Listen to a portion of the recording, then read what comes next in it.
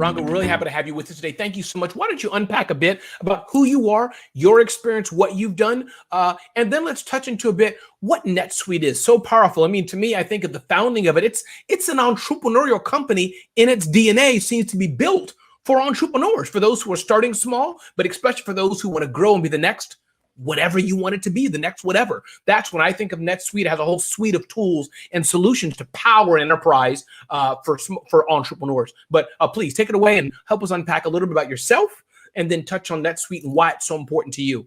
Sure, that'd be great, Ramon. And so just a little bit about myself. So I've been with NetSuite for almost 10 years now. Actually, it'll be 10 years next month. So a full decade.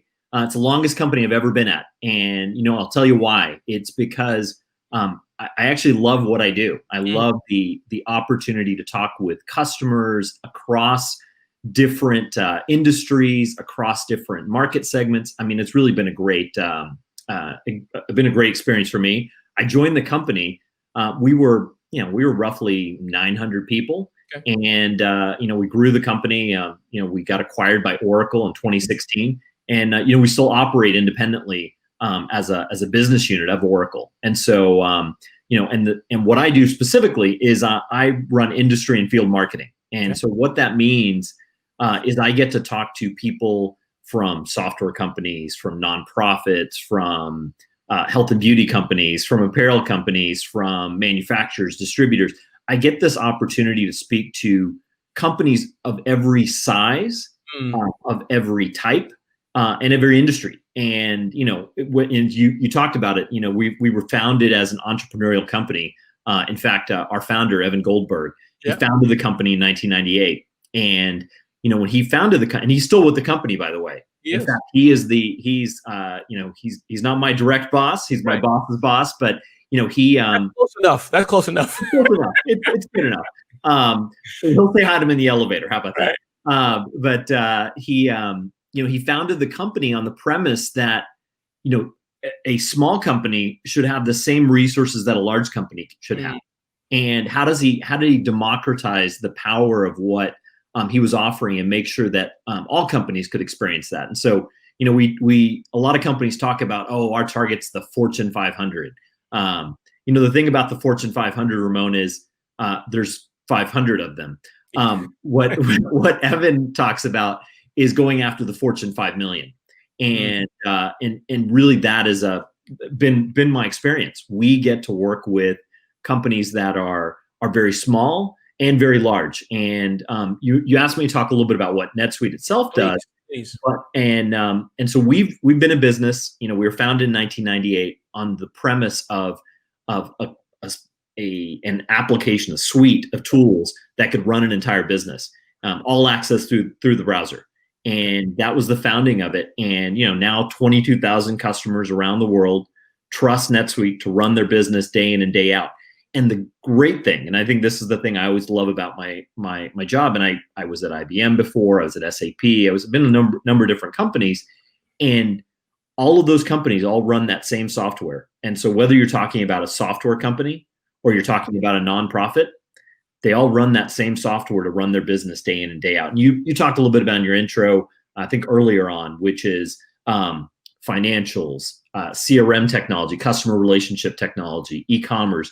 All of these things that are critical to run a business are all part of what NetSuite offers. And many of our customers talk about how they can access it, whether it's on their browser, it's on their tablet, on their phone, to run their business. And especially now, Ramon, the ability for a owner, an executive, for really anybody in the business to be able to access the what's going on in their business from the palm of their hand is very relevant, because frankly, none of us are going into the office. Some of us are, right? But to the extent that they can maintain that and have that same set of truth that they can use to run the business, it's critical. It's a critical part of what they're doing. No, you're right, for sure. And I want to get into some of the customers that you have, the lessons we can learn and advice for small businesses or the businesses that we have here in Smart Hustle. But I'm curious, Ranga, as well, and let me, if I'm wrong, feel free to, I always, as I say, I love to put my foot in my mouth. So you can say, Ramon, you're dead wrong. I disagree with you. But I was at my local coffee shop today and they had a little device for, customer loyalty. But then they gave me a clip card and I'm saying, are these together? And it may not be exactly what you're saying, but one problem I'm saying, I'm like, why aren't these like in a common backend? So when I do X function, they know me here. When I do Y function, they know me here. In some degree, is that kind of also what's important? Is that especially, it's always, but today, that it's about the customer and you want everything about them no matter where they touch. Is that a fair? It's 100% accurate, Ramon. I mean, and the thing is, it goes across businesses that are large and small, which is, and I think this was one of the things that's interesting too, is, you've seen so many more small businesses out there that are able to, drive a very, very powerful business. But the thing is, the importance of understanding how your customers interact with you, whether they're interacting with you on the phone or in person or, online, all of those things, it's really important. So it is exactly as you said, Ramon, all those pieces are relevant and a big part of what what's important. For sure. When you look at your customers, Ranga, I'm curious, can you just unpack, I don't know, anything that come to mind? You don't have to mention a name per se, but my overall question is, what makes them successful? I've benefited. I think you and I have met recently, but our common colleague, and shout out to Danera, thank you for everything you've done in the back end there. Her and her team have introduced me to so many of your customers. When you think about them, is there any common thread you're seeing, Ranga, that makes them a success? And maybe it's not a fair question. I know it's a very broad question, but you talk to customers. You look at successful businesses. Any thread that we can learn from today, those who are on the Smart Hustle, we've had so many people register, so many watching us now, that we can learn from. Any nugget that, Ramon, I'm seeing this common path of success all the time. Anything comes to mind? Yeah, there's a couple things that I'll give to you, Ramon, about that. One in particular is we often talk about the fact that, and this is part of our mission statement, is we are all about empowering people to realize their vision. If somebody has doesn't have a great mission, Sure. a great product, they don't have a great we're not just putting in NetSuite's not going to help them. Right. If it was destined to fail, it was destined to fail. There's nothing to do on that. What we do, and I think what we've seen across the companies that we've seen successful, and by the way, we've seen companies that have bought NetSuite when they were 2 people. We've seen people that bought it when they were 7 people, and then come from 7 people to going public, just to give you perspective of the scale that we've seen with our customer base. And because I guess they knew where they were going, meaning we don't know how life takes us, but these were 2 guys, 2 girls, whatever it is, that were saying, we know we need this. These are the core steps. So we need a tool, we need a solution, and to work with great people that can help us reach that goal, was what I'm hearing. They wanted, these were companies that wanted to focus on what they were good at and not focus on the obstacles. One of my favorite companies, and I love this company because they've done so much, and they've got fun products. But if you ever get a chance to check out Corksicle, and the thing I love about Corksicle, and this is the story I'll have to share, Ramon, is I asked the guys, how did they come up with this? And they said, well, our founder, we used to refer to him as a lazy drunk. And so what the product actually is, it was, the first product was it was like it's like an icicle that you freeze and you put it into a wine bottle. So when you're outside drinking wine, your wine bottle stays cold. Right. So you don't have to go back inside if you want to fill up your drink. And so the idea came to him, that was sort of the joke with him and a bunch of his founders. And, one of the things that they brought in NetSuite very early on, I think there were 4 people. And, as they continued to add and expand and do all these things, I mean, they were doing sourcing from they were doing sourcing from China. They were doing design. They were doing all these different things that every business needs. And they've grown, expanded quite a bit. You can find Corksicle almost anywhere these days. And I think the thing that they did was they focused on really what they know best. Yes. And left kind of the IT, the financial stuff. They left all of that to us, all that stuff that we could take care of. And then they focused on the business. Now, I know there was some conversation in the previous session, all about, owners digging in and understanding the numbers. And that is critical. That is, I'm not saying that we take that away. That is not what we do provide, though, and I think this is one thing that we see and we hear consistently from our customers is visibility, Ramon. Like I think we hear over and over again, and in right now in particular, being able to understand how things are going in your business and be able to take action as a result of that is really critical. I can't remember if it was in which session. It was in the first session or the second session, but there was a conversation about PPP loans. Yes. And obviously there's lots of different things, but what happened with the first tranche of those is companies had to move really quickly, whether they wanted to take advantage of that. And frankly, a lot of people were scared, like, hey, if I take this now, am I going to be on the hook? Like, I don't know if I can. But the thing is, if the ability to have knowledge into how the business is performing, have that visibility to be able to make those decisions and be able to make them quickly, really critical. And so that's one of the things that we hear kind of as a consistent thread across our customers is that need for that visibility into the business and kind of a shared set of metrics that everybody in the business is using to understand how they're performing and how they're doing. And people who don't have that, Ranga, what happens? I'm curious. I mean, we don't mention names, but people who don't have that, what are they going through? What are some of the dangers when you find that companies, as they grow, especially, I think when you're smaller, you can have some things on a 3M sticky note, you can have some things in Excel, you can have some things over there. But what are you seeing that happens? Companies that don't have this, that are not unified, especially as they're growing. What are some dangers? What are some things that you're seeing happen? Well, you particularly talked about it with growth. And a lot of times what happens with these companies is you're on a steady path of growth, and then you oftentimes will something happens and you can pivot, you can hockey stick, and you don't know when that's going to happen. Right. And so part of it is not having that set of metrics, not having that consistency to be able to make decisions.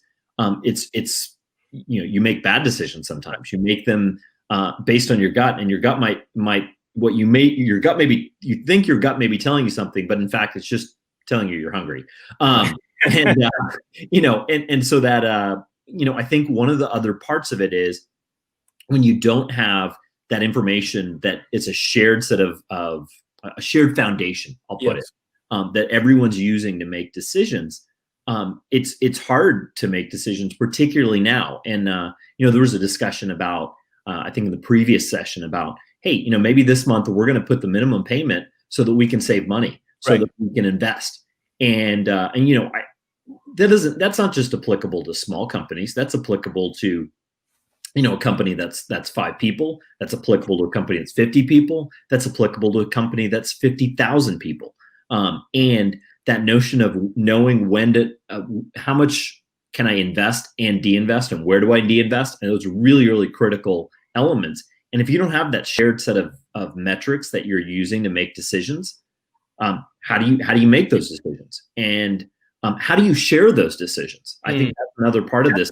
Sharing them, if you don't, having them in a silo doesn't work. That's important as well. I'm curious, Ron, guys, you also look at NetSuite customers across the board. When you look at the human aspect, the leadership aspect, anything you're seeing there, because technology changed from Corksicle to somebody selling masks to, I don't know, doggy daycare company to, I think you had a fun company. I interviewed them, some fun, not clown, but they do something with fun. They do masks. I know I'm gonna. I don't come to you with your great name. Oh, it's gonna kill me now. I can't think of them. But they have a great name, and it'll come to me hopefully before we wrap up. Absolutely. But the point being is that, what do you talk? What are you seeing? What are you seeing as a leader? What do you tell your team? What have you learned from Evan? Leadership, the human dimension. Because as you said, technology can change, product can change. The market can change, but I find, Ranga, that it's that leader, that individual that's so important. What are you finding, and what can we learn how to be better leaders? So, communication, I think, is one big, huge thing, Ramon. I think communication is critical. Communicating why you're making decisions, I think, is really, really important. I think it's important to communicate what's going on and why you're making decisions. You may be making cuts while at the same time you're investing. Because you're making cuts that when you look at it, don't make sense anymore, and you need to invest to set yourself up for right now and for the future. So that's one piece. The other part is I had this conversation, in fact, last week with one of my trusted colleagues, and the conversation was vulnerability. Oh, wow. Yes. I think it's important that executives show that what, we're also vulnerable. Many of us we've got families, we're raising kids, we're trying to homeschool, we're trying to that's it, elope. Everybody's laughing on planet Earth. That's it. Yes. That's exactly right. Yeah, that is a fun company. But yeah, I think that vulnerability is another part of it too, because you know what, you got it. I mean, look, we're all human. Yes. And you have to acknowledge that everybody else is your customers are not alone in this. That's right. Your employees are not alone in this. Your partners are not alone in this. I think it's really important to acknowledge that. And so I think that vulnerability is part of that as well. And what I've seen from some of the companies we've talked to is, they've been very transparent. We've got some hard decisions we've had to make, and then they communicate why, that we're setting ourselves up for the future. We're having to make some decisions that we're going to invest in, things that we thought we could wait for a few years. Now we need to make those decisions now in order to set ourselves up for future success or for survival. All of those things I think are really, really important. Yeah, and it can be hard, though, I guess, also, Ranga, that to know that judgment of when. Do I let go of these 10 people to save the 100 people? Do I try to keep going and going and going? Any thoughts on that about measuring risk? And again, there's no right answer here, so there's no example. But what have you gone through and you learned as you're looking, at your own customers, as you're leading them, your own team, measuring risk? I guess, how do you know, kind of, let's keep soldiering on, or let's cut our losses right now? Anything that you've seen in that? Any guidance for us? Well, I mean, some of that comes back to that shared set of metrics, like I mentioned, so that you're constantly tracking the business and in real time.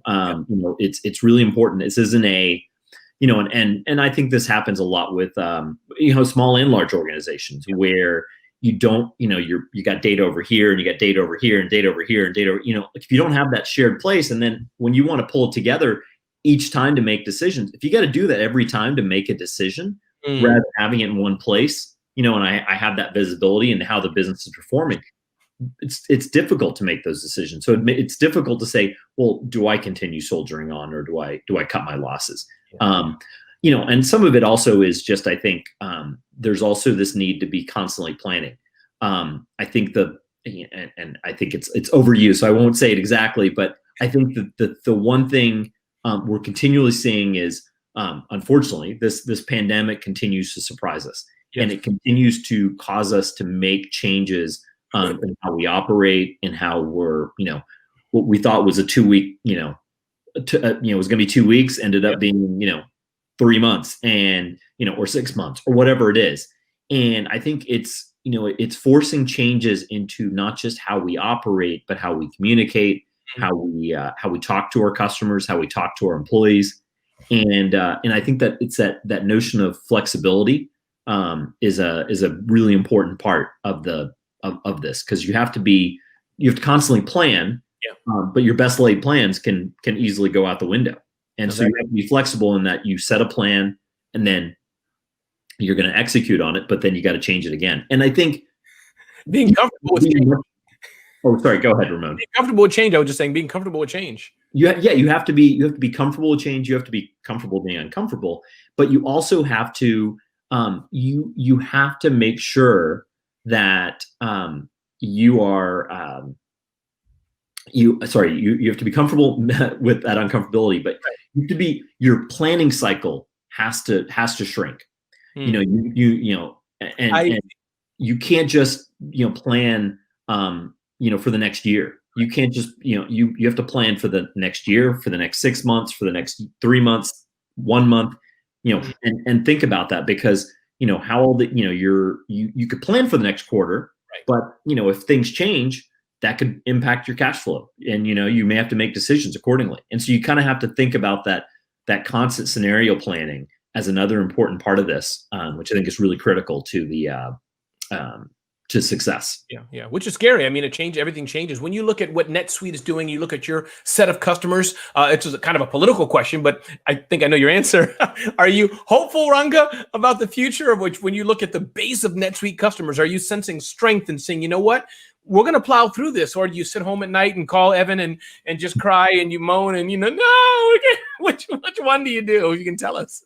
No, I know. I'm definitely feeling optimistic. When I get to talk to our customers and I get a chance to talk to them. Sure. I had a great opportunity to sit in on we did a panel discussion, and it was with 3 NetSuite customers. Okay.